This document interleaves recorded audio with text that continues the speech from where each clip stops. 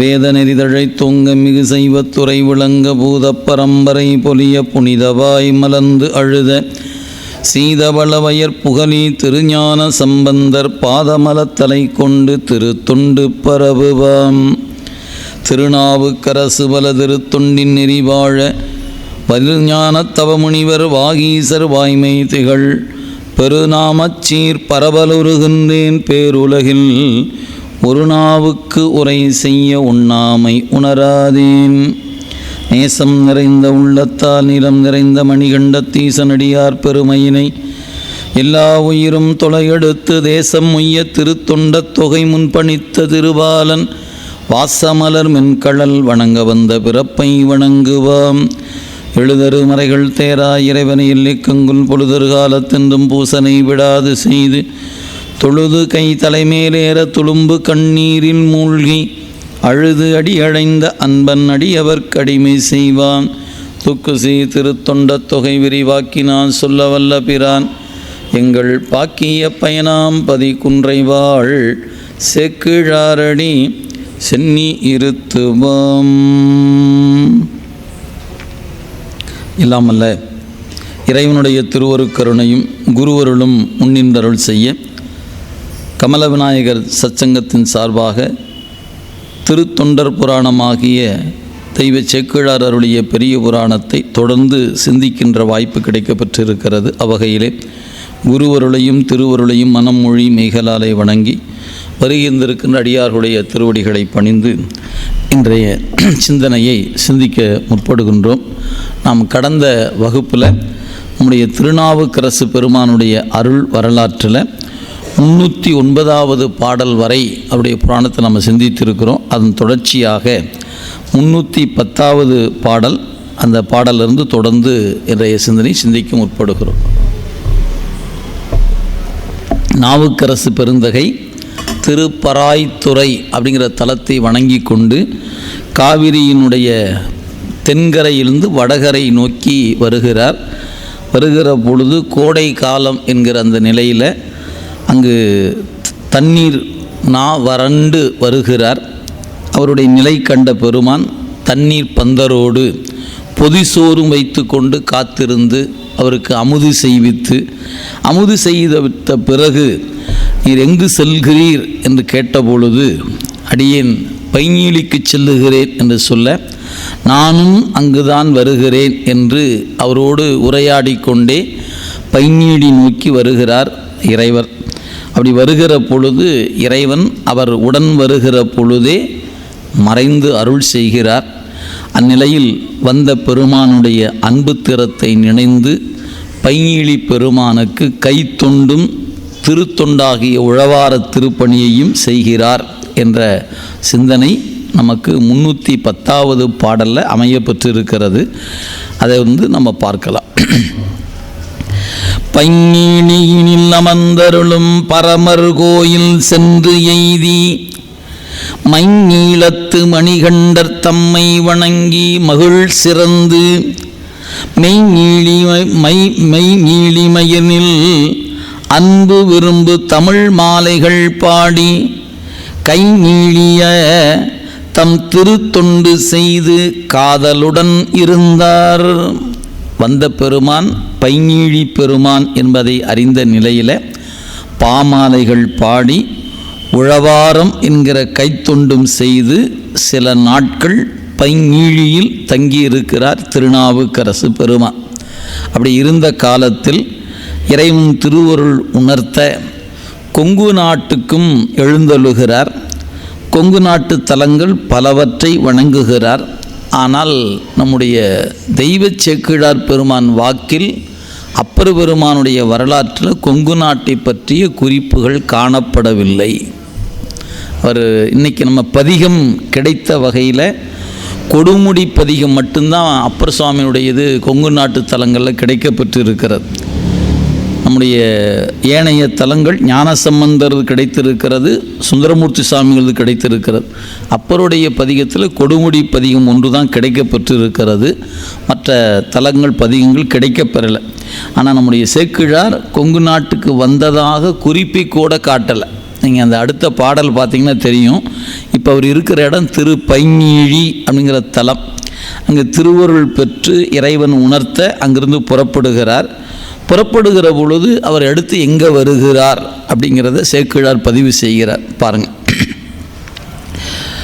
நாதர் மருவும் திருமலைகள், நாதர் மருவும் திருமலைகள், நாடும் பதிகள் பல மிகவும் காதல் கூற சென்று இறைஞ்சி கலந்த இசை வண்டமிழ் பாடி மாதோர் பாகர் அருளாலே வடவால் நோக்கி வாகீசர் ஆதிதேவர் அமர்ந்த திரு அண்ணாமலையை நன்னினார். அவர் இருந்த இடமும் சோழ நாட்டு தலங்களில் பராய்த்துறை, அதுக்கு பக்கத்தில் பைஞீழி அப்படிங்கிற திருத்தலம். இங்கே இருந்த நம்முடைய திருநாவுக்கரசு பெருந்தகை அதற்கு அடுத்ததாக அவர்கள் எழுந்தருளியதாக சேக்கிழார் வாக்கில் குறிப்பிடுகிற பொழுது பல்வேறு மலைப்பகுதியை கடந்து, நாடுகள் கடந்து, பல்வேறு தலங்களை வணங்கி கொண்டு புறப்படுகிறார் என்ற குறிப்பு மட்டும்தான் தருகிறார். எனவே நாதர் மருவும் திருமலைகள். இப்போ மலைகள் என்று சொல்லப்பெறும் பொழுது நீங்கள் நமக்கு அடுத்து இருக்கக்கூடியது இப்போ இருக்கிற பராய்த்துறை, அதுக்கப்புறம் எதிர் இருக்கக்கூடிய தலம் பைஞீழி. இப்போ பக்கத்தில் பார்த்திங்கன்னா நமக்கு ஈங்கோய் மலை இருக்கிறது. மாதொரு பாகனார் எழுந்தருளிக்கிற திருச்செங்கோடு என்கிற கொடிமாட செங்குன்றூர் இருக்கிறது. இதெல்லாம் மலை மீது இருக்கிற தலங்கள். இந்த குறிப்புகள்லாம் ஒரே சொல்லில் பொதுவாக சொல்லி கடந்து செல்லுகிறார். இறைவன் விரும்பி எழுந்தருளி இருக்கிற தலங்கள் பலவற்றை வணங்கிட்டார். எனவே நாடும் மலையும் பதியும் பலவும் மிகவற்ற எல்லாவற்றையும் அன்பின் மிகுதி காரணமாக காதல் கூற சென்று இறைஞ்சி, ஆக அன்பின் மிகுதியால் சென்று இறைவனை பணிந்து இசை வண்டமிழ் பாடி அந்த பதிகங்களை எல்லாம் பாடிய பிறகு ஒரு குறிப்பு பாருங்கள். மாதோர் பாகர் அருளாலே. மாதோரு பாகன் இருப்பது கொடிமாட செங்குன்றில் தான், வேறெங்கும் அந்த திருமேனி நமக்கு இல்லை. அம்மையப்பராக இறைவனும் இறைவியும் சரிபாதி கோலத்தில் இருக்கிற கோலம் அங்கே தான் காணப்படுகிறது. அந்த தலத்தை பற்றிய குறிப்பு சொல்லப்படலை, ஆனால் அந்த சொல் இடம்பெறுகிறது. மாதொரு பாகர் எழுந்தருளுகின்ற தலங்களை எல்லாம், ஆக மாதொரு பாகர் அருளாலே வடவால் நோக்கி, ஆக இப்போ அங்கிருந்து வடக்கு திசை நோக்கி பயணிக்கிறாருங்கிறார். அப்போ நமக்கு குறிப்பாக நாம் எப்படி காணலாம் அப்படின்னு கேட்டால், காவிரி சார்ந்திருக்கக்கூடிய தலங்களில் அவர் திரும்பி காவிரி கரை ஒட்டி வந்திருக்கக்கூடும். அப்படி வருகிற பொழுது கரூருக்கு வந்திருப்பார், கொடுமுடி வந்திருப்பார், இப்படி போன்ற தலங்களெல்லாம் பணிந்திருக்கக்கூடும். அவையில் பல தலங்களுடைய பதிகங்கள் கிடைக்கப்பெறலை. கிடைத்த வகையில் கொடிமாட செங்குன்று இந்த நம்முடைய கொடுமுடி பதிகம் மட்டும்தான் கிடைக்கப்பெற்று இருக்கிறது என்பதனால் நாம் அவருடைய பதிகத்தை வைத்து கொண்டு காணுகிறோம். எனவே கொங்கு நாட்டையும் வணங்கி கொண்டு நேராக வடக்கு நோக்கி புறப்பட்டார். இடையில் பல தலங்கள், நீங்கள் ஒருவேளை நீங்கள் இப்போ திருச்செங்கோடு என்று வைத்து கொண்டால் கூட அங்கிருந்து அண்ணாமலை போகிற வழியில் பல தலங்கள் இருக்கின்றன. அவற்றை குறிப்புகள் நமக்கு காணப்பெறலை. ஏன்னா பதிகம் கிடைக்காததுனால் அப்பருடைய பதிகம் நமக்கு கிடைக்கப்பெறலை. அதிகமாக கரையானால் அரிக்கப்பட்டு சிதைந்து போனது அப்பருடைய பதிகம்தான். 49,000 பாடலில் நமக்கு வெறும் 3,000 பாடல் மட்டும்தான் கிடைக்கப்பெற்றிருக்கிறது. எஞ்சிய 43,000 பாடல்கள் நமக்கு 46,000 பாடல்கள் கிடைக்கப்பெறலை. அப்படின்னா எவ்வளோ பதிகங்கள், எத்தனை பாடல்கள், எந்த தலங்கள், சொல்ல முடியாத அளவுக்கு அத்துணை தலங்களையும் வணங்கியிருக்கிறார் நாவுக்கரசு பெருமான். ஆக நம்முடைய தீவினை அவெல்லாம் அந்த பதிகங்கள்லாம் கிடைக்கப்பெறலை. எனவே இப்போ எங்கே வந்துட்டார்னார், அண்ணாமலை வந்து சேர்ந்தார்னார். வந்து என்ன செய்கிறார் குறிப்பு பாருங்கள். செங்கண் விடையார் திரு அண்ணாமலை தொழுது வலம் கொண்டு துங்கவரையின் மிசை ஏறி தொண்டர் தொழும்புக்கு எதிர் நிற்கும் அங்கன் அரசை தொழுது எழுந்து திளைத்து திருநாவுக்கு அரசர் தங்கு பிறப்பே வீட்டினுக்கு மேலாம் பெருமை சாதித்தார். இந்த குறிப்பு நீங்கள் பார்த்தீங்கன்னா வியப்பாக இருக்கிறது. ஏன்னா நாவுக்கரசு பெருமான் அண்ணாமலைக்கு வந்துட்டார். செங்கண் விடையார் திரு அண்ணாமலை வந்தாச்சு. அந்த மலையை தொழுது வலம் கொண்டு, அப்போ இன்றைக்கி நம்ம சொல்லுகிற கிரிவலம் அப்படிங்கிற முறை அவர் அப்போவே மலை வலம் வந்திருக்கிறார். ஆக மலை வலம் வந்தாச்சு. வந்து அதுக்கப்புறம் தான் குறிப்பு பாருங்கள், துங்க வரையின் மிசை ஏறி அந்த அண்ணாமலையை வலம் வந்தார். அதன் பிறகு மலை மீது ஏறி செல்லுகிறாருங்கிறார். மலை மீது ஏறி சென்று அண்ணாமலையாரை மேலே தான் கும்பிட்டுருக்கிறாருன்னு குறிப்பு. இன்றைக்கி நம்ம மலை மேலே போனால் ஒரு கோயிலும் இல்லை, தீபம் ஏற்றுகிற இடம்தான் நமக்கு இருக்கிறதே ஒழிய, இடையில் குகை நமச்சிவாயருடைய ஒரு குகை ஒன்று இருக்குது, அவர் தங்கியிருந்த இடம் என்று பார்க்கிறோம். நம் பெருமக்கள் காலத்தில் மேலே ஒரு திருமேனி இருந்திருக்க வேண்டும் என்பது சேக்கிழார் வாக்கில் காணப்படுகிறது. ஆனால் இன்றைக்கு அப்படி ஒரு திருமேனியே அங்கே இல்லை. அண்ணாமலை அப்படின்னு சொன்னால் கீழே இருக்கிற கோயிலை தான் பார்க்கிறோமுடைய, மலை மீது ஏறி சென்று வணங்கினார் என்று சேக்கிழார் வாக்கில் துங்க வரையின் மிசை ஏறி தொண்டர் தொழும்புக்கு எதிர் நிற்கும் அங்கன் அரசை, அடியாருடைய அன்புக்கு எதிரே தோன்றி நிற்கின்ற பெருமானை மலை மீது ஏறி சென்று பார்த்தாருங்கிறார். ஆக அந்த குறிப்பு இங்கே காணப்படுகிறது. ஆனால் தற்காலத்தில் நமக்கு மலை மீது திருக்கோயிலோ திருமேனியோ இல்லை.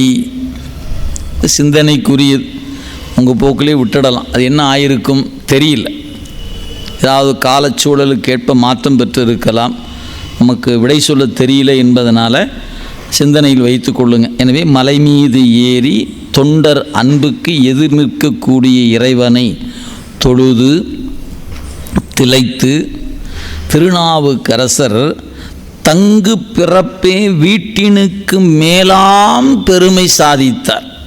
அப்படின்னா என்ன பொருள் அப்படின்னு கேட்டால், திருக்கைலாயத்தில் இறைவன் இருக்கிற உலகத்தில் இருந்து பெறுகிற இன்பத்தை இங்கேயே பெறுகிறாருங்கிறார். வீட்டிற்கு மேலாம் பெருமை சாதித்தார் என்ற ஒரு குறிப்பு. நம்முடைய நம்பி ஆரூரராகிய சுந்தரர் தில்லையில் நடராச பெருமானை பார்க்கிறார். நம்ம அந்த பாடல் முன்னையே படித்திருக்கிறோம். 5 பேர் அறிவும் கண்களை கொள்ள. அந்த பாட்டில் அவர் என்ன அனுபவம் ஏற்பட்டதுன்னு சொன்னார். அதுக்கு அடுத்த பாட்டில் சொல்லும் பொழுது ஒரு குறிப்பு சொன்னார்.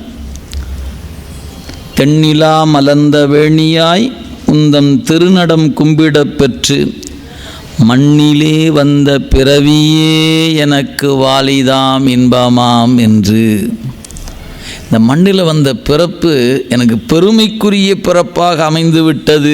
மண்ணிலே வந்த பிறவியே எனக்கு வாலிதாம் இன்பமாம் என்று கண்ணிலின் ஆனந்த அருவிநீர் சொரிய கைமலர் உச்சிமேற் குவித்து பண்ணினால் நீடி அறிவரும் பதிகம் பாடினார் பரவினார் பணிந்தார். அப்படி பாடிய பதிகம் கிடைக்கப்பெறல. சுந்தரமூர்த்தி சாமியுடைய வரலாற்றில் பார்த்த பகுதி.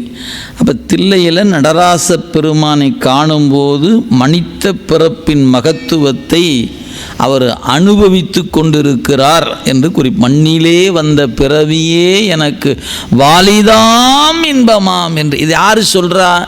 கைலாயத்திலிருந்து இறங்கி வந்தவர் சொல்கிறார். நீங்கள் அந்த அந்த இடத்த அதுதான் நீங்கள் பார்க்கணும். கைலாயத்தில் இறைவனுக்கு அணுக்க தொண்டராக இருந்த தொண்டர் சொல்லுகிறார், மண்ணிலே வந்த பிறவியே எனக்கு வாலிதாம் அப்படின்னு சொல்கிறார்னா ஏதோ ஒரு நுட்பம் அங்கு உணர்த்தப்படுகிறது, நம் அறிவுக்கு புலப்படல். அதே மாதிரி தான் இங்கேயும் சொல்கிறார்.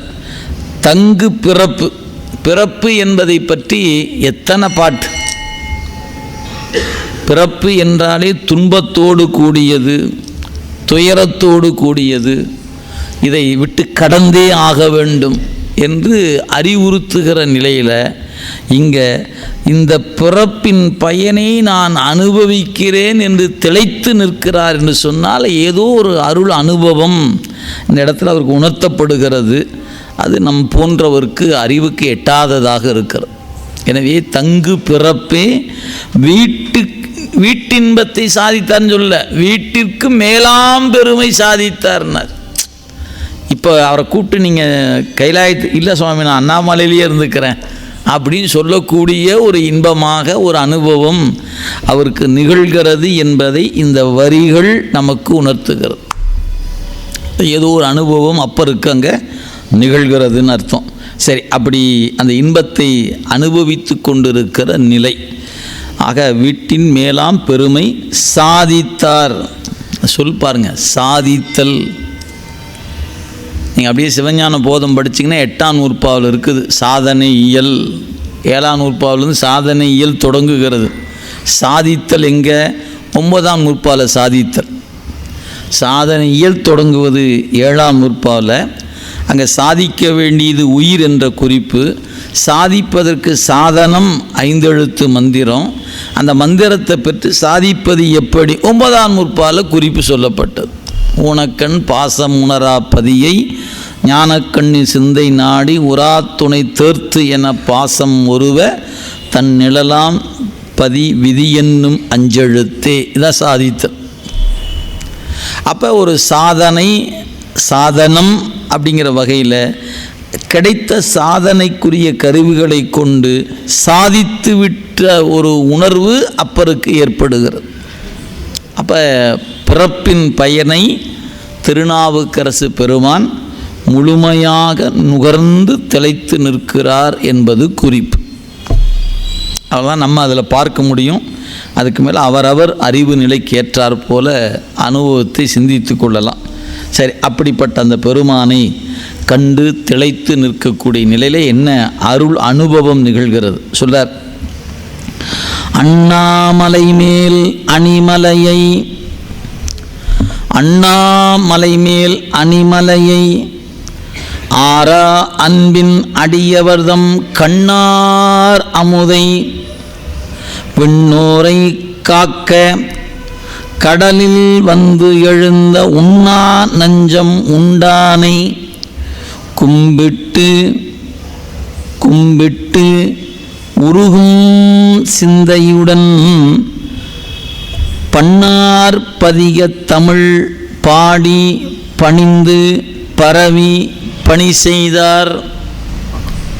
இந்த சொல் ஒரு அருமையான முரண் தொடை என்று சொல்வது. ஒரு முரண் இருக்கிறது. அது என்ன முரண் அப்படின்னா இரவும் பகலும். இது முரண் தொடைன்னு பேர். இரவு அதுக்கு நேர் எதிரானது பகல். அதுபோல் இங்கே அண்ணா என்ற சொல்லுக்கு எட்டாத தொலைவில் இருக்கிறான்னு அர்த்தம். அண்ணா அப்படிங்கிற சொல்லே. அப்போ தூரமாக இருக்கிற அந்த பெருமான் அவருக்கு எப்படி வந்திருக்கிறாராம்? பக்கத்தில் இருக்கிறாராம். அணிமலையை அண்ணா அப்படிங்கிற சொல்லு பார்க்கும்போது தூரத்தை உணர்த்தியது. அண்ணாமலை மேல் அவர் இவருக்கு எப்படி இருக்கிறார்? அணிமலையை, பக்கத்தில் இருக்கிற மலையாக நிற்கிதான். அப்போ என்ன அர்த்தம்? அறிவால் தேடுபவருக்கு எட்டாத மலையாகவும் அருளால் தேடுபவருக்கு எட்டும் மலையாக இருக்கிற பெருமான். இதான் குறிப்புங்க.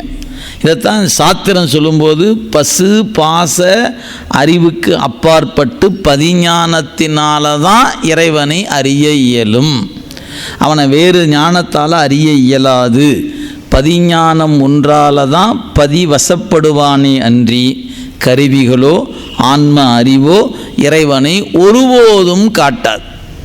இதை ஒரு குறிப்பாக எட்டாத பெருமான் அப்பருக்கு எட்டும் பெருமானாக நிற்கிறார். அண்ணாமலை மேல் அணிமலையை எப்படி கும்பிட்டார்? ஆறான்பின். அதை பருகிறார் பருகிறார் பருகிறார், சலிக்கவே இல்லை. நமக்கு அப்படி இருக்குமான்னு நினச்சி பாருங்கள்.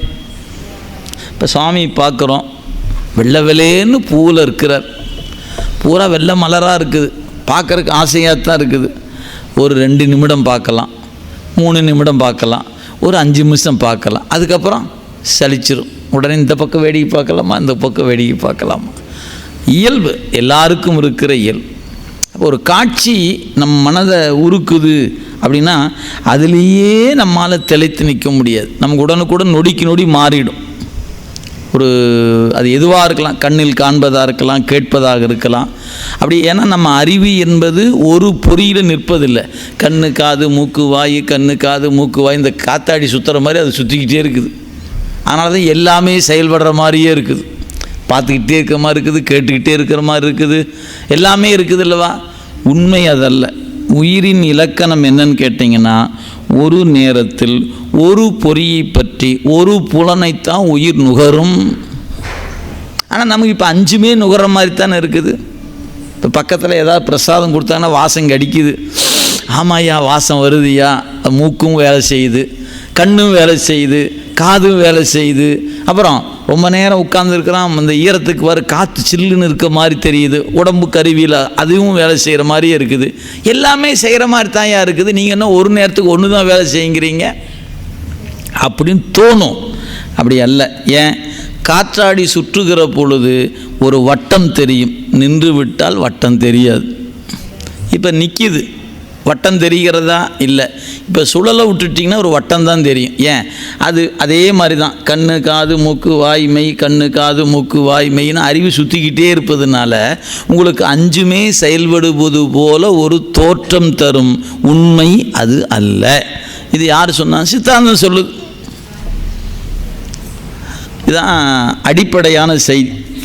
உயிரினுடைய அறிவை பற்றி படிக்கிற பொழுது ஒரு நேரத்தில் ஒரு பொறியை பற்றி ஒரு புலனை நுகருமே அன்றி ஒரே நேரத்தில் 5 புலனையும் நுகர்கிற ஆற்றல் உயிருக்கு இல்லை.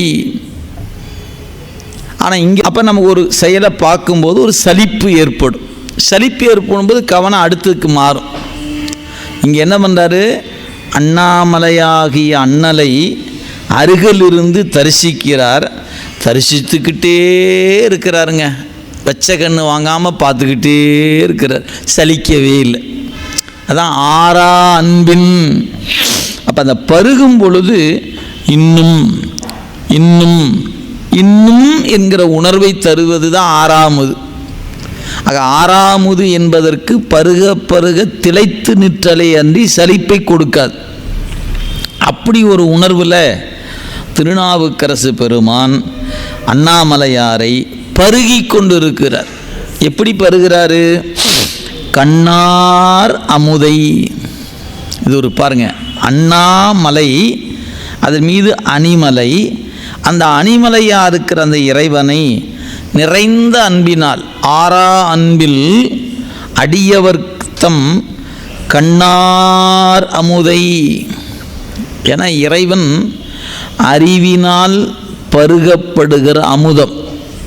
அவன் அமுதம்தான்.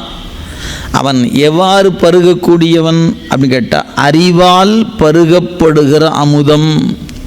அறிவு என்ற ஒன்றை இங்கே கண் என்ற சொல்லால் குறிக்கப்பட்டிருக்கிறது. நீங்கள் கண்ணால் பருகக்கூடிய அமுதுன்னா நீங்கள் பொறி என்கிற கண்ணை நினச்சிடக்கூடாது. சித்தாந்தத்தில் கண் என்பதற்கு அறிவுன்னு பல இடங்களில் பொருள் உண்டு. அப்போ நீங்கள் புறத்தில் இருந்து சொன்னால் கண்ணை குறிக்கும். அப்போ அவர் அமுதத்தை பருகினார். நீங்கள் வாய் என்ற கருவியில் பருகினான்னு நினைக்காதீங்க. கண் என்ற இந்திரியம் வழியாக பருகினார்னு பொருளாகுது. இது பாட்டில் வெளிப்படையான பொருள். ஆனால் உண்மை பொருள் என்னென்னா, அந்த இறைவனை அறிவால் அனுபவித்து கொண்டிருக்கிறார் என்று பொருள். இதைத்தான் மெய்கண்டாருக்கு வணக்கம் சொல்லும்போது சொன்னார், போத ஆனந்த பொருளாம் மெய். போதம்னா அறிவு. அறிவால் அனுபவிக்கப்படுகிற மெய். அந்த மெய்யை யார் கண்டாரோ அவர் மெய்கண்டார். கண்டு யாருக்கு காட்டுகிறார், காட்டுபவர் யாரோ அவர் மெய்கண்டார். அதனால் அந்த வணக்கப்பாடலில் பொய்காட்டி பொய்யகற்றி போத ஆனந்த பொருளா மெய்காட்டும் மெய்கண்டாய் என்று ஒரு வணக்கம் செலுத்துவதை நாம் உற்று நோக்கணும். இதைத்தான் மணிவாசக பெருமானும் அண்ணாமலையும் அண்ணா போற்றி கண்ணாரமுத கடலே போற்றினர். இது சொல் பாருங்கள். சேக்கிழார் திருவாசகத்தை சொல்லலை, ஆனால் திருவாசகத்தில் பயன்படுத்தப்பட்ட பல சொற்கள் பெரிய புராணத்தில் ஆங்காங்கு இருக்கிறது. இப்போ இந்த இடத்த பொருத்தி காட்டிங்கன்னா அந்த வரி ரெண்டையும் சொல்லலாம். இந்த 2 சொல்லும் இங்கே இருக்குது. அண்ணாமலை என்கிற வகையில், அண்ணா அப்படிங்கிற வகையில் கண்ணார் அமுதம் என்ற சொல் அப்படியே பயன்படுத்தியிருக்கிறார். கண்ணார் அமுதை.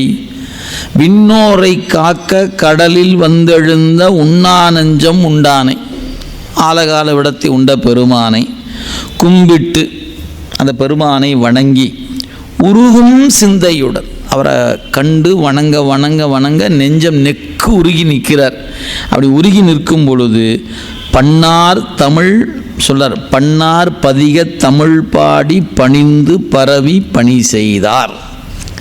அப்படி பார்க்கும்போது இன்றைய நாளில் நமக்கு 4ஆம் திருமுறையில் ஒரு திருப்பதிகமும் 5ஆம் திருமுறையில் ஒரு திருப்பதிகமாக 2 திருப்பதிகங்கள் நமக்கு அண்ணாமலையில் பாடப்பட்ட பதிகமாக இன்றைக்கி நமக்கு கிடைக்க பெற்றிருக்கிறது. மொத்தம் 3 பதிகம்ங்க. அருமையான குறிப்புகள் பதிகத்துக்குள்ளே காணப்படுகிறது. நம்ம அதுக்குள்ளே போனால் நமக்கு நேரம் ரொம்ப கடந்து போயிடும்.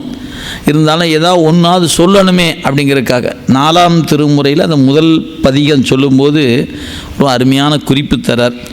ஓதிமா மலர்கள் தூவி உமையவள் பங்கா,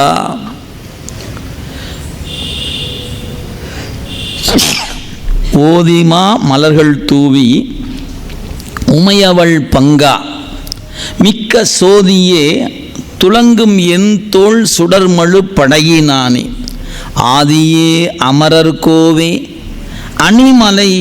அணி அண்ணாமலை உலானே, நீதியால் நின்னையல்லால் நினையுமா நினைவிலேனே என்று திருவிருத்தம் நேரிசை என்ற முறையில் ஒரு அருமையான ஒரு திருப்பதிகத்தை 4ஆம் திருமுறையில் அருமையான ஒரு குறிப்பை கொடுத்துருக்கிறார். அவசியமாக இந்த பதிகத்தை நீங்கள் மற்ற வரிகளை படித்து பார்க்குறீங்களோ இல்லையோ, ஒவ்வொரு பாட்டிலையும் கடைசி வரியை படித்து பார்க்கணும். இப்போ முதல் பாட்டில் என்ன சொல்லிட்டாரு? உன்னை தவிர வேறொரு நினைப்பு இல்லாதவன், நீதியால் நின்னையல்லால் நினையுமா நினைவிலே, உன்னுடைய அருளால் உன்னை நினைப்பதை தவிர வேறொரு நினைப்பு என்னிடத்தில் இல்லை. இது முதல் பாட்டு. 2வது பாட்டில் சொல்றார், தொண்டனேன் உன்னையெல்லாம் சொல்லுமா சொல்லிலேனே, பேசுனா உன்னை பற்றி பேசுவேன், இல்லைன்னா பேசாமல் இருப்பேன். எவ்வளோ குறிப்பு தர்றார் பாருங்க. பேசுனா உன்னைத்தான் பேசுவேன், இல்லைன்னா பேசாமல் இருப்பேன். சொல்லுமா சொல்லிலேன், உன்னை சொல்வதை தவிர என்னிடத்தில் வேறு சொல் இல்லை அப்படின்னாரு. 3வது பாட்டில் மறுவினின் பாதமல்லால் மற்றொரு மாடிலேனே, எனக்கு செல்வம்னு சொன்னால் உன் திருவடிதாயா செல்வம், மாடுனா செல்வம். மறுவினின் பாதமல்லால் மற்றொரு மாடிலேனே, என்போனே உன்னையல்லால் ஏதும் நான் நினைவிலேனே, என் நினைப்பில் உன்னை தவிர வேறு நினைப்பில்லை, என் சொல்லில் உன்னை தவிர வேறு சொல்லில்லை அப்படின்னு இந்த பதிகம் முழுக்க ஒரு அழகான குறிப்பை நமக்கு நாவுக்கரசு பெருந்தகை 4ஆம் திருமுறை ஓதிமா மலர்கள் தூவி உமையவள் பங்கா என்று ஒரு அருமையான குறிப்பு. நீங்கள் பதிகம் முழுமையாக பாடி பார்த்து கொள்ளுங்க. நல்ல குறிப்புகள் அந்த பதிகத்தில் காணப்படுகிறது. அடுத்து 5ஆம் திருமுறையில் 2 பதிகம் பாடியிருக்கிறார். நல்ல இசையில் பாடுகிறவர்கள் விரும்பி பாடுகிற பதிகமாக இந்த குறுந்தொகை பாடல் அமையப்பட்டிருக்கிறது. அதில் ஒரு பதிகம் வட்டணம் சொல்றார். அந்த பெருமானை சொல்லும்போது, வட்டணம் மதி சூடியை வானவர் சிட்டனை திரு அண்ணாமலையானை, இட்டனை இகழ்ந்தார் புறம் 3ஐயும் அட்டனை அடியேன் மறந்து உய்வனோ. அண்ணாமலையாரை மறந்து உய்வு கிடைக்குமாயா? 10 பாட்டிலையும் உன்னை மறந்து உய்வனோ அப்படி கேட்குறார். வினா வாக்கியம். உய்வனோ விடை, உய்வு இல்லை. அப்போ இறைவனை மறப்பவர்களுக்கு உய்வு என்பது இல்லை. இது அந்த பதிகத்தில். இதில் இந்த 2வது பாட்டு நிறைய இடங்களில் நீங்கள் இசையில் பாடுறவங்களுக்கு, வானனம் மதி சூடியை மைந்தனை தேனனை திரு அண்ணாமலையனை ஏனனை இகழ்ந்தார்புறம் 3 எய்த ஆனனை அடியேன் மறந்து உய்வனோ என்று பாடலில் வினாவுகிறார் நம்முடைய நாவுக்கரசு பெருமான். இப்படி அந்த பதிகம் முழுக்க உன்னை மறந்தால் உய்வு இல்லை என்கிற குறிப்பை நமக்கு தருகிறார். அடுத்த ஒரு பதிகம் பட்டி ஏறு உகந்து ஏரி என்று தொடங்குகிற பதிகம். இதில் என்ன குறிப்புனா, வினை நீக்கம் என்பது அண்ணாமலையாரை வணங்குனா வினை நீக்கம் நிகழும் என்பதை உணர்த்துகிறார். எப்படி வணங்கணும் அப்படின்னு ஒரு குறிப்பு தராருங்க. பதிகம் முழுக்க நீங்கள் படித்து பார்க்கணும். அப்போ தான் வணங்குகிற முறைகள் எப்படிலாம் வணங்கணும்னு குறிப்பிடுறார். முதல் பாட்டில் சொல்கிறாரு, பட்டி ஏறு உகந்து ஏரி பல இல்லம் இட்டமாக இறந்து உண்டு உழிதரும் அட்டமூர்த்தி அண்ணாமலை கை தொழ. நீங்கள் அண்ணாமலை என்ன பண்ணணும்? கை தொழ. கெட்டுப்போம் வினை கேடு இலை காண்மினே. நீ அண்ணாமலையை கை தொழுவாயானால் உன் வினை கெட்டுப்போகும். அப்போ ஒரு குறிப்பு, அண்ணாமலையை கை தொழ வேண்டும். இது முதல் குறிப்பு. ரெண்டாவது பாட்டில் சொல்கிறாரு, அந்த பெருமானை அடியார் உடைய கூட்டத்தோடு சேர்ந்து வணங்கணும், ஞானிகளோடு சேர்ந்து வணங்கணும் அப்படின்னு ஒரு குறிப்பை தரார். பெற்றம் ஏறுவர் பெய்பலிக்கு என்றவர் சுற்றமாய் மிகு தொல்புகழாலோடும் அற்றம் தீர்க்கும் அண்ணாமலை கை தொழ நற்றவத்தோடு ஞாலத்து இருப்பரே. நற்றவம் உடையவரோடு நீங்கள் இந்த மண்ணில் இருக்கலாம். முதல் பாட்டில் வினை கெட்டு போகும்னர். அண்ணாமலையை கைதொழுவீர்களானால் நல்ல தவமுடைய நல் அடியவர்கள் கூட்டத்தில் நீங்களும் இருக்கலாம். நற்றவத்தோடு ஞானத்து இருப்பர் என்பது ரெண்டாவது பாட்டில் சொல்லப்படுகிற செய்திங்க. அடுத்த ஒரு பாட்டில் சொல்கிறாரு, இதில் ஒவ்வொரு பாட்டிலையும் அந்த கை தொழுதலே சொல்லப்படுகிறது. மூணாவது பாட்டில் சொல்கிறாரு, அண்ணாமலை கை தொழ நல்ல ஆயின நம்மை அடையும். எதெல்லாம் நன்மையோ அது உங்கள் தேடி வருமையாங்கிறார். நல்லன ஆயின நம்மை வந்து அடையும். தீவினை கெட்டு போகும்னார். நல்ல வினை வீடு தேடி வருங்கிறார். பார்த்துக்கொள்ளுங்க. அடுத்து சொன்னார், அண்ணாமலையை கை தொழணும். எப்படி சொல்லட்டும்? ஆடி பாடி அண்ணாமலை கை தொழ. வெறும் பாட்டு பாடினா பத்தாதியா, ஆடி பாடு அப்படிங்கிறார். ஆடி பாடி அண்ணாமலை கை தொழ ஓடி போகும் நமது மேலை வினைகள். ஓடி போய் உன்னை விட்டது ஓடி போயிடுங்கிறார். மேலை வினைகள் என்று நாலாவது பாட்டு. ஐந்தாவது பாட்டில் ஒரு அழகான தேடி சென்று திருந்தடி ஏத்துமே. நீ அவனை போய் தேடி தேடி போய் கும்பிடு. அப்படி நீ தேடி தேடி போனீன்னா அவன் உன்னை நாடி வருவான்னார். தேடி சென்று திருந்தடி ஏத்துமின் நாடி வந்து அவர் நம்மையும் ஆட்கொள்வார். அப்போ தான் நீங்கள் சிந்தித்து பார்க்கணும். தாயுமான சுவாமிகள் மூர்த்தம் தலம் தீர்த்தம் முறையாய் வழிபாடு செய்வாருக்கு ஒரு வார்த்தை சொல்ல சத்குரு வாய்க்கும் பராபரமே என்று குறித்திருக்கிறார். நீங்கள் தலப்பயணத்தை மேற்கொள்வதன் பயன் என்னன்னா, குரு கிடைப்பார். நீங்கள் தலப்பயணம் மேற்கொள்ளாமே குரு கிடைக்க மாட்டார். அப்போ உங்களுக்கு ஒரு நல்ல ஒரு வார்த்தை சொல்வதற்கு குரு கிடைக்கணும்னா என்ன ஒன்று? தேடி சென்று திருந்தடி ஏத்து.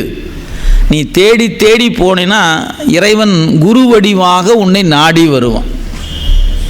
அதைத்தான் இந்த பாட்டில் நாடி வந்து நம்மையும் ஆட்கொள்வார். ஆடி பாடி அண்ணாமலை கைதொல ஓடி போகும் நமது உள்ள வினைகள். முன்ன பாட்டில் மேலை வினைகள்னார், இந்த பாட்டில் உள்ள வினைகள் என்று குறித்திருக்கிறார். எனவே இந்த பதிகம் அருமையான குறிப்பை நமக்கு அருள் செய்கின்ற பதிகமாக நாலாம் திருமுறையிலும் அந்த பதிகம் முழுக்க நல்ல கருத்துடையது தான். ஐந்தாம் திருமுறையில் தந்திருக்கிற 2 பதிகங்களும் மிக அருமையான குறிப்பை நமக்கு தந்திருக்கிறது. குறிப்பாக இப்போ படிக்கிற பதிகம் வினை பற்றிய குறிப்புகள், வினை நீக்கம் பற்றிய குறிப்புகள் பதிகம் முழுக்க அமையப்பெற்றிருக்கிறது என்பது தனிச்சிறப்பு. எனவே வாய்ப்பு இருக்கும் பொழுது அந்த பதிகங்களை முழுசாக படித்து அனுபவித்து பாருங்கள். முடிந்தால் அண்ணாமலையில் சென்று இந்த பதிகத்தை பாடி வணங்கி பாருங்கள். பயன் எவ்வளவு விரைவாக நமக்கு அமையும் என்பதை அவரவர் அனுபவத்தில் காணலாம். பணியார் வேணி சிவபெருமான் பாதம் போற்றி பணி செய்யும் நாள் மணியார் கண்டத்து எம்பெருமான் மண்மேல் மகிழும் இடம் எங்கும் தனியா காதலுடன் சென்று வணங்கி தக்க பணி செய்வார் அணியார் தொண்டை திருநாட்டில் அருளால் அணைவாராயினார். நம்முடைய அண்ணாமலை பெருமானை வணங்கிய திருநாவுக்கரசு பெருமான் பல பதிகங்கள் பாடி நீண்ட காலம் தங்கியிருந்தார். அதன் பிறகு திருவருள் உணர்த்த அங்கிருந்து விடைபெறுகிறார். சொல்லார், பணியார் வேணி சிவபெருமான் பாதம் போற்றி. எனவே பாம்பை அணிகலனாக அணிந்திருக்கிற இறைவன், சடையில் கொண்டிருக்கிற அந்த இறைவனுடைய திருவடி தாமரைகளை வணங்கி கொண்டு பணி செய்து கொண்டிருந்த திருநாவுக்கரசர் கண்டம் கருத்த பெருமான் இந்த மண் மீது மகிழ்ந்து எழுந்தருளிக்கக்கூடிய தலங்களை வணங்கும் முகத்தானாக தனியா காதல், அந்த அன்பு இன்னும் பெருமானை தொழ வேண்டும், இன்னும் பெருமானை தொழ வேண்டும் என்ற எண்ணத்தை அவருக்கு திரும்ப திரும்ப கொடுத்து கொண்டே இருக்கிறது. அண்ணாமலைக்கு வந்துட்டோம், வீட்டுக்கு மேலான பெருமை சாதித்தாச்சு, பேசாமல் அண்ணாமலையிலே இருந்துடலாமே, ஏன் ஒவ்வொரு கோயிலாக போவானே அப்படின்னு தோணலை. ஏன்? அவங்களுக்கு உணர்வு இறைவன் உணர்த்துவது. நமக்கும் அவர் தான் உணர்த்துறாரு, ஆனால் நமக்கு அவர் உணர்த்துறாரு நமக்கு தெரியாது. நாம் என்ன நினச்சிக்குவோம்? நான் நினச்சேன்னு நினச்சிக்குவோம். இதுதான் நமக்கு இயல்பது தான். எனவே நாம் நினைத்து கொண்டோம் என்று கருதுவதனால அதனுடைய வினையும் பயனும் நமக்கே கொடுக்கிறார். அவங்களுக்கெல்லாம் அப்படி இல்லை, திருவருள் உணர்த்துது நினைக்கிறாங்க. எனவே வினையும் பயனும் அவங்களுக்கு இல்லை, அவங்களுக்கெல்லாம் அதிலிருந்து நீக்கி கொடுத்துட்றார். எனவே ஒரு உயிர் நினைதல், ஒரு செயலை செய்தல் என்பது அவன் திருவருள் உதவி இல்லாமல் நடக்காது. ஆனால் அந்த திருவருள் உதவியால் நடைபெறுவதை அவர்கள் உணர்ந்திருக்கிறார்கள். நாம் தெரியாமல் இருக்கிறோம், அப்புறமேலு கொஞ்சம் அறிகிறோம். உணர்வுக்கு நமக்கு ரொம்ப தூரமாக நிற்கிது. ஏன்னா அறிதல் வேறு, உணர்தல் வேறு. கொஞ்சம் தட்டு தடுமாறி அறிய தொடங்கினா கூட உணர்வுக்கு எட்ட மாட்டாங்க. சாமி தான் என்னை நடத்துகிறாரு, இறைவன் தான் என்னை வழி நடத்துகிறாருங்கிற அறிவுக்கு எட்ட மாட்டேங்குது. புத்தகத்தை படிக்கும்போது ஆமாங்கன்னு சொல்ல தோணுது. சொல்லி முடிச்சோன்னே வீட்டுக்கு போனால் எங்கெங்கே இறைவன் நடத்துகிறாரு, எல்லாம் நம்ம தான் பண்ண வேண்டியதாக இருக்குது இல்லையா? வீட்டு வேலையை யார் பார்க்குறது? நான் தான் பார்க்க வேண்டியதாக இருக்குது. துணி துவைக்கிறது நான் தான் துவைக்க வேண்டியதாக இருக்குது. சமைக்கிறது நான் தான் சமைக்க வேண்டியது. ஏதாவது யாராவது உதவி பண்ணுறீங்களா என்ன அப்படி சண்டை போடுறோமா இல்லையா? யாராவது ஒன்று பண்ணான், அவர் பண்ணார் இவர் பண்ணார் தானே பார்க்குறோம். சரி, திருவருள் சிவம் இப்படி செய்யுது, இந்த சிவம் இப்படி செய்யுது, அந்த சிவம் அப்படி செய்யுதுன்னு நினைக்க தோணுது. ஒன்றும் தோணலை. இவர் இப்படி பண்ணுறாரு, அவர் அப்படி பண்ணுறாரு, ஏடா எல்லாரும் சேர்ந்து என் உசுரை வாங்குறீங்க அப்படி தான் தோணுதே ஒழிய, சிவபெருமானே இப்படி நீ எல்லாம் இப்படி பண்ண நான் என்னப்பா பண்ணட்டும் அப்படின்னு பெருமானை நோக்கி நம்மளால் அறிவு நிற்குதான்னு கேட்டால் நிற்க மாட்டேங்குது. அந்த நேரத்தில் புத்தகம் படிக்கும்போது தோணுது, ஆனால் அனுபவத்துக்கு வரும்போது இவர் செய்தார் அவர் செய்தார் என்ற அறிவு தான் வருதே ஒழிய, இல்லை இறைவன் தான் அவர் அறிவுக்குழுந்து இயக்கிறான், எனவே இவர் இயங்கினாலும் இயக்குவனை தானே நாம் நொந்து கொள்ளணும்னு நினச்சி அறிவு அங்கே போக மாட்டாங்க. இதுதான் நமக்கு இருக்கிற சிக்கல். அவங்களுக்கு அந்த சிக்கல்லாம் இல்லை. எல்லாம் சிவன் செயல் என்று அவங்களுக்கு எப்போவுமே அதில் தெளிவாக இருப்பவர்கள். எனவே நாவுக்கரசு பெருமான் அண்ணாமலை அண்ணலை பருகி கொண்டிருக்கிற காலத்தில் இறைவன் உணர்த்துகிறான், தொண்டை நாட்டு தலங்களுக்கு வா என்று. அதனால் இப்போ என்ன பண்ணார்? அண்ணாமலை என்பது நடுநாட்டு திருத்தலம். நடுநாட்டு திருத்தலங்கள் 22 தலங்கள் இருக்கிறது. அதில் ஒன்று அண்ணாமலை. நீ அங்கிருந்து புறப்பட்டு எங்கே வராரு? தொண்டை நாடு நோக்கி வருகிறார். இப்போ நாம் இருப்பது தொண்டை நாட்டில் தான் இருக்கிறோம். எனவே தொண்டை நாட்டு பயணத்தை மேற்கொள்கிறார் திருநாவுக்கரசு பெருமான். அது சொன்னார், அணியார் தொண்டை திருநாட்டில் அருளால் அணைவார் ஆயினார். இறைவன் திருவருள் உணர்த்த அங்கே தொண்டை நாடு நோக்கி வருகிறார் திருநாவுக்கரசு பெருமான். காதல் செய்யும் கருத்தினுடன் காடும் மலையும் கான் ஆறும் சூதமலித்தன் பனை பதிகள் பலவும் கடந்து சொல்லினுக்கு நாதர் போந்து பெரும் தொண்டை நன்னாடு எய்தி முன்னாக சீத மலர் மென்சோலை சூழ் திரு ஓத்தூர் சென்றடைந்தார். நீங்கள் உங்களுக்கு எப்போவாவது வாய்ப்பு கிடைக்கும் பொழுது இந்த திரு ஓத்தூர் என்ற தலம் செய்யாறு என்று இன்று வழங்கப்பெறுகிறது. செய்யாறு அப்படின்னு பேர். நீங்கள் திருவண்ணாமலையிலிருந்து உங்களுக்கு உரிய வாகனத்தை ஒன்று எடுத்துக்கொண்டு செய்யாறு நோக்கி வந்து பாருங்கள். இந்த பாட்டில் சொல்லப்பட்ட மாதிரி ஆறு கடக்கணும், மலை கடக்கணும், சில வனப்பகுதி போன்ற பகுதியை கடந்து தான் இந்த இடத்துக்கு வரணும். இன்றைக்கும் அந்த காட்சி இருக்கிறது. ஏறத்தாழ நமக்கு ஒரு கணக்கு போட்டு பார்த்தோம்னா அப்பருடைய காலம் 7ஆம் நூற்றாண்டு. நாம் இன்றைக்கி 21 இருக்கிறோம். ஒரு 1400 வருஷத்துக்கு முன்னாடி அவர் போகும்போது அது காடாக இருந்துச்சு.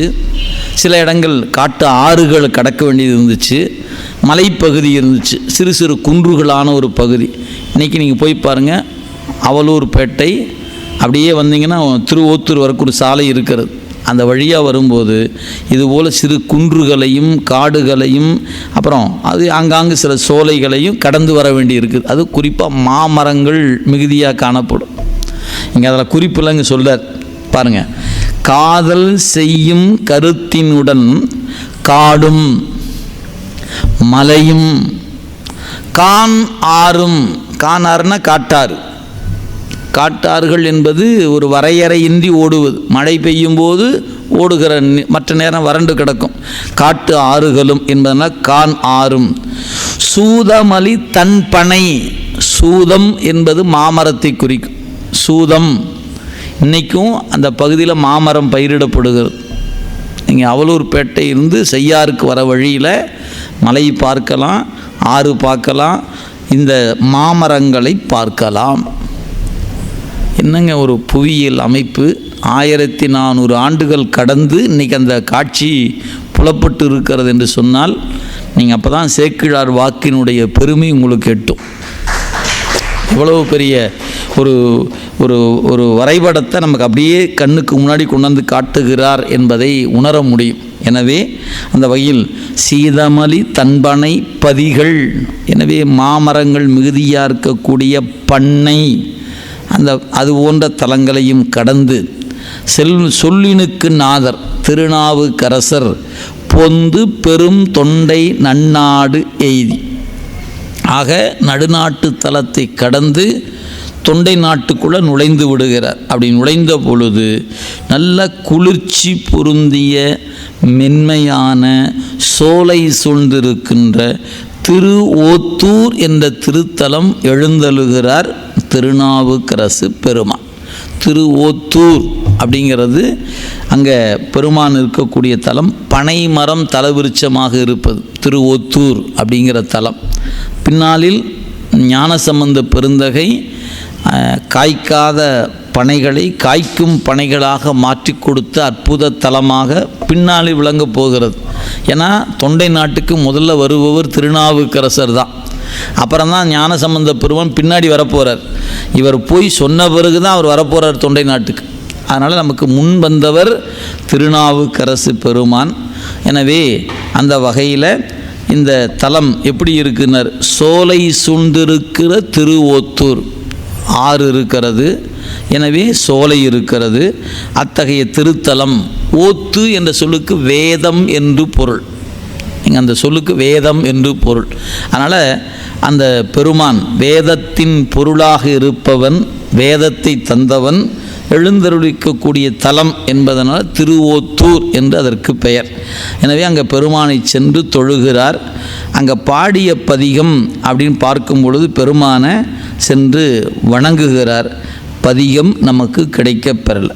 அப்பருடைய பதிகம் கிடைக்கப்பெறலை. ஞானசம்பந்தர் பதிகம் தான் கிடைக்கப்பெற்றிருக்கிறது.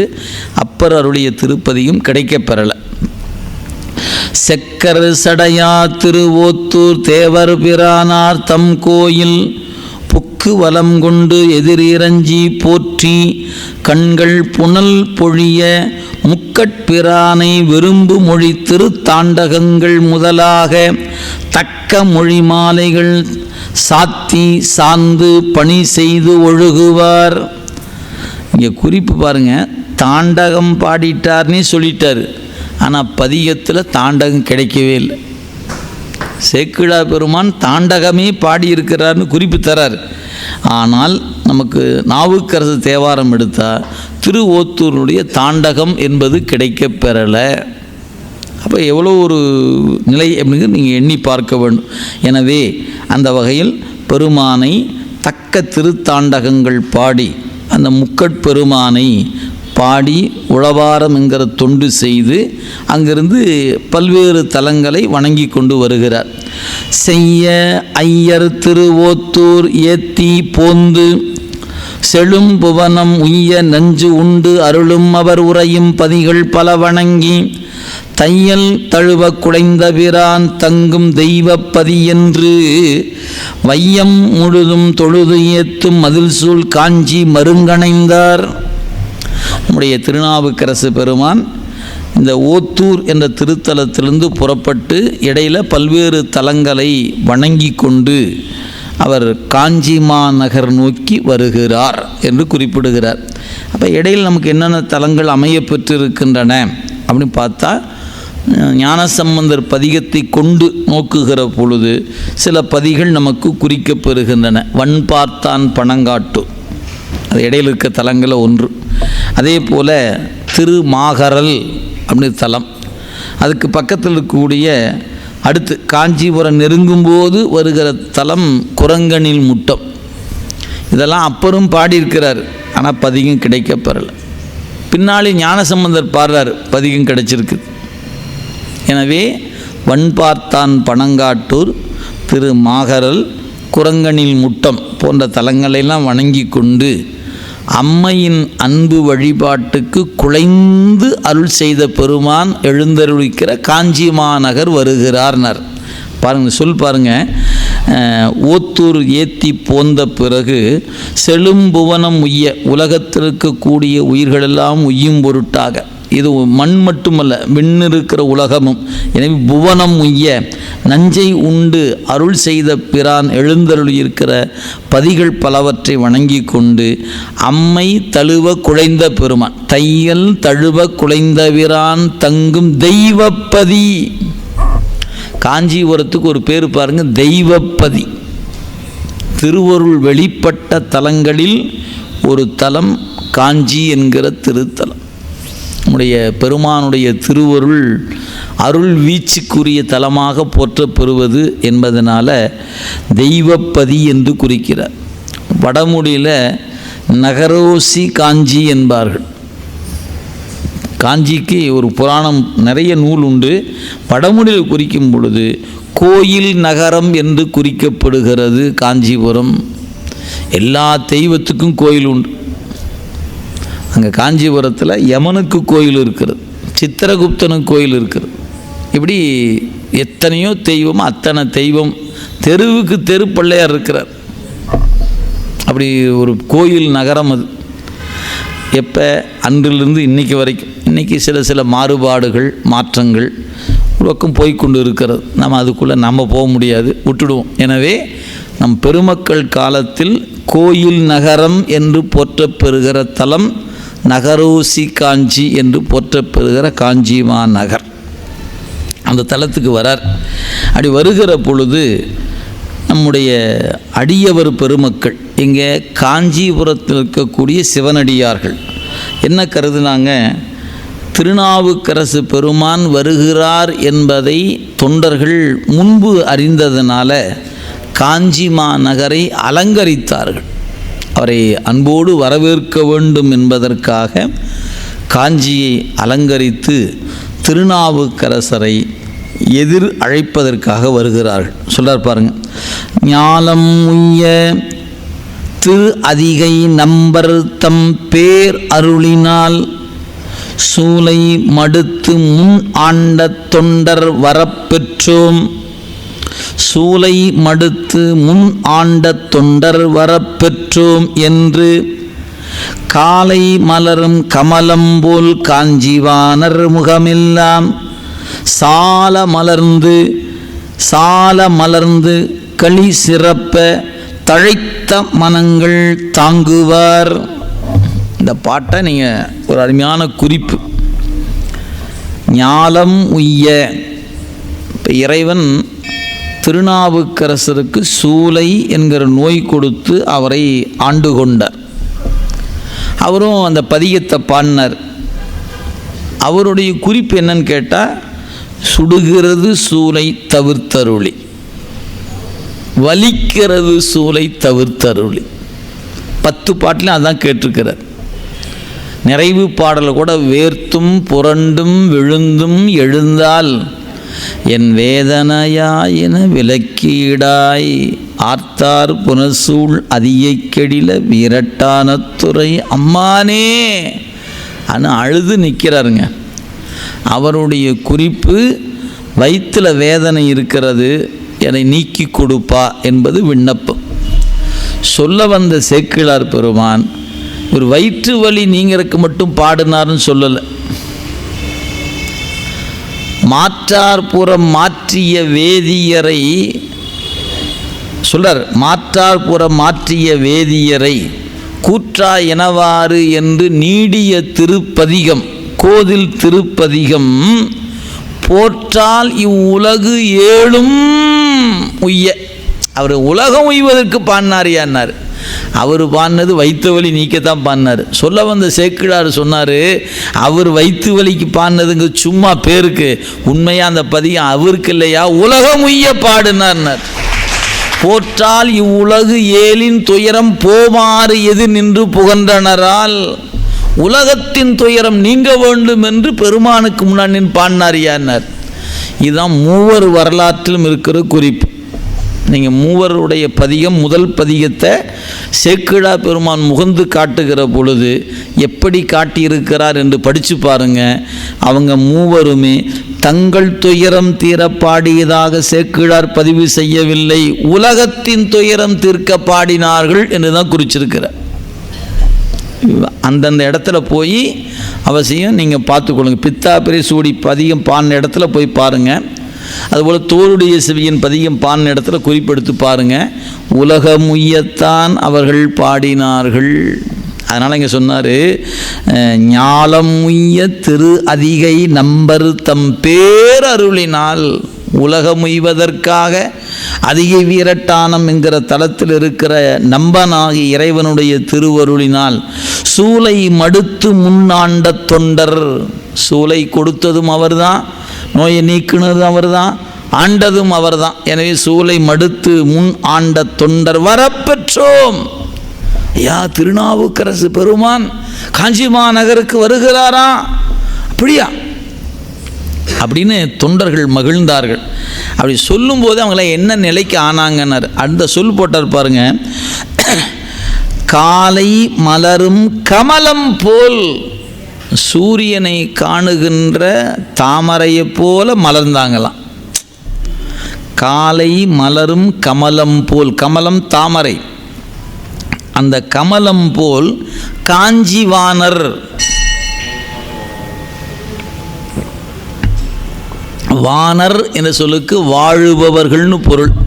காஞ்சிவானர், காஞ்சியில் வாழ்பவர்கள் எல்லாம் சால மலர்ந்து, லேசாக மலர்ந்தான் நினச்சிக்காதீங்க, அப்படியே ஆனந்தமோ ஆனந்தம், திருநாவுக்கரசு பெருமான் வராருங்க என்று ஒரு குறிப்பு இங்கே உணர்த்தப்படுகிறது.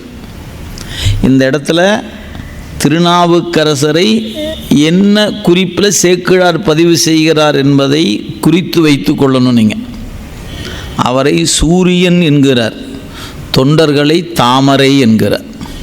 சரிங்களா? இந்த குறிப்பு மனசில் வச்சுக்கணும்.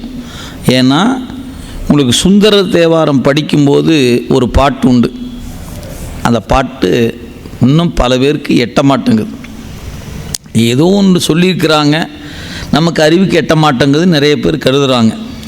அதில் அந்த பாட்டு உங்களுக்கு, நல்லிசை ஞான சம்பந்தர் நாவினுக்கரையன் நாளை போவானும் கற்றமிழ் சூதன் நற்சாக்கியன் சிலந்தி கண்ணப்பன் என்று இவர்கள் குற்றம் செய்யணும் அப்படின்னு ஒரு பட்டியல் போட்டார் சுந்தரமூர்த்தி சாமி. உடனே நம்ம உரை எழுதினாங்க, ஞானசம்பந்தன் செய்த குற்றம் என்ன, திருநாவுக்கரசர் செய்த குற்றம் என்ன, சாக்கியர் செய்த குற்றம் என்ன, கண்ணப்பர் செய்த குற்றம் என்ன அப்படின்னு ஒரு பட்டியல் போட்டிருக்கு. இது எப்படிங்க உரையாகுன்னு தெரியல. இருக்குது, நம்ம புத்தகத்தில் இருக்குது.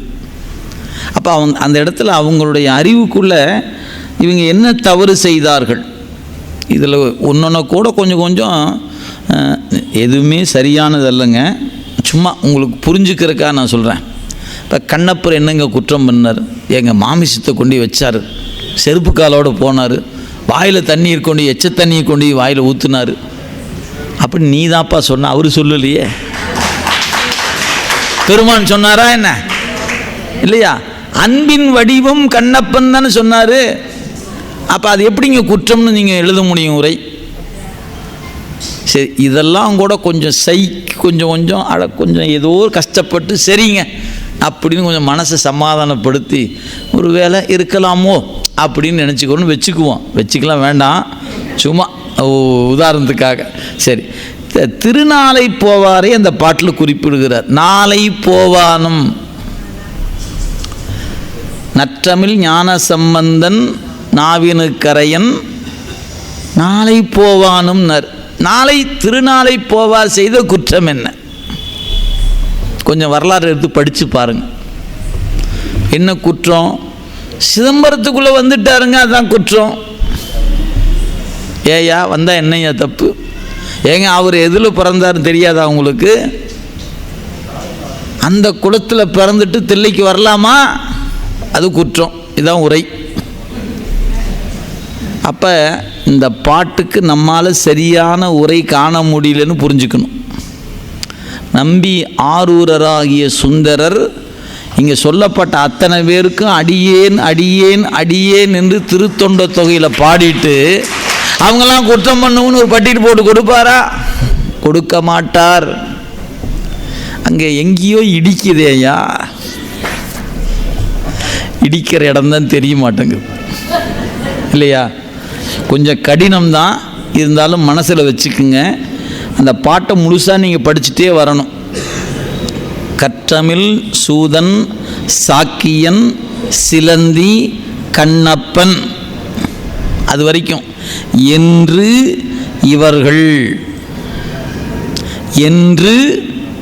இவர்கள் அதோட அந்த பாட்டு முடிஞ்சிச்சு. அதுக்கப்புறம் சொல்ல வந்தது தன்னை பற்றி. குற்றம் செய்யினும் குணமென கொள்கும் கொள்கை கண்டு நின் குறைகளில் அடைந்தேன் அப்படின்னு சொல்லுவது தன்னை பற்றி. இந்த இடத்துக்கு பாட்டில் சொல்லப்பட்ட நாயன்மாருடைய பெயரெல்லாம் சொல்லி போட்டு என்று இவர்கள்னு சொல்லியிருக்கிறாரு பாருங்க.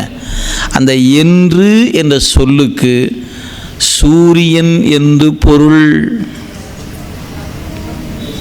என்று என்பதற்கு சூரியன் என்று பொருள். எங்கேயா இருக்குது? விநாயகர் புராணம் என்று ஒரு நூல் இருக்கிறது. அந்த புராணத்தில் சூரியனை சொல்லுகிற இடத்துல என்று என்ற சொல்லாட்சி காணப்படுகிறது அப்படிங்கிறத அந்த நூலை படித்து பார்த்துட்டு அதை கொண்டாந்து இங்கே வச்சிங்கன்னா இப்போ என்று இவர்கள் அப்படிங்கும்போது என்ன பொருள் வருது? மேலே சொல்லப்பட்ட இவர்கள் எல்லாம் சூரியர்கள் அப்படின்னு ஆகிப்போச்சு. யார்? ஞான சூரியர்கள். இப்போ சிக்கலே பாட்டில் இல்லை. அப்போ இங்கே நாவுக்கரசரை சூரியன்னு சொன்னாரேயா? ஆம். இங்கே காஞ்சி வானவர்கள் எல்லாம் அவரை பார்த்தபோது சூரியனை கண்ட தாமரை போல மலர்ந்தாருன்னு சொன்னாரா இல்லையா? பொருத்தம் வந்துருச்சா இல்லையா? வந்துருச்சு. காலை மலரும் கமலம் போல், ஏன் மாலை மலரும் அப்படின்னு சொல்லியிருக்கலாமே. அப்படி சொல்லியிருந்தா சந்திரனை குறிச்சிருக்கும், அல்லி மலர் குறிச்சிருக்கும்.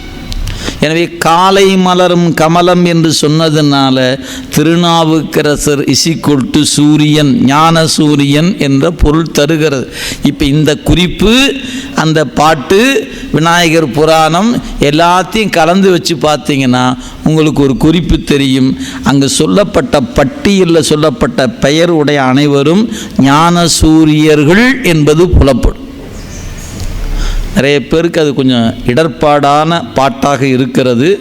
எனவே நினைவிற்கொள்ளுங்க, என்று என்பதற்கு சூரியன் என்று பொருள் என்பதை மட்டும் நினைவில் வைத்துக் கொள்ளுங்கள். எனவே காலை மலரும் கமலம் போல் காஞ்சிவானர் முகமெல்லாம் சால மலர்ந்து அவங்க மனத்தில் ஒரு மகிழ்ச்சி களி சிறப்ப தழைத்த மனங்கள் தாங்குவார் இந்த நிலையில் திருநாவுக்கரசு பெருமான் காஞ்சியின் எல்லைக்குள்ளே நுழைகிறார். என்ன நிகழ்கிறது என்பதை அடுத்த வகுப்பில் காண்போம் என்று சொல்லி இன்றைய சிந்தனையை இறைவன் திருவருளால் இந்த அளவில் நிறைவு செய்கிறோம். என்றும் இன்பம் பெருகும் இயல்பினால் ஒன்று காதலித்து உள்ளமும் ஒங்கிட மன்றுளார் அடியார் அவர்வான் புகழ் நின்றது எங்கும் நிலவி உலகெலாம் வான்முகில் வழாது பெய்க மலிவலம் சுரக்க மன்னன் கோன்முறை அரசு செய்க குறைவிலாது உயிர்கள் வாழ்க நான் மறையரங்கள் ஒங்க நல் தவம் வேள்வி மல்க மேன்மைகுள் செய்வ நீதி விளங்குக உலகம் எல்லாம் மேன்மைகுள் செய்வ நீதி விளங்குக உலகம் எல்லாம் மேன்மைகுள் செய்வ நீதி விளங்குக உலகம் எல்லாம்.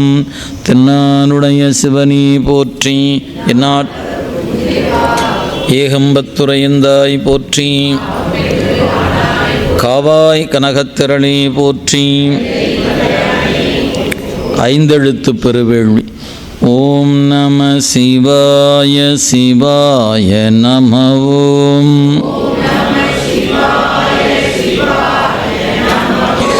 ஓம் நம சிவாய சிவாய நம.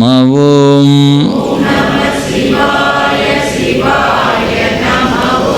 ஓம் நம சிவாய சிவாய நம.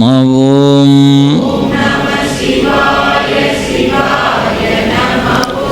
ஓம் நம சிவாய சிவாய நம. ஓம்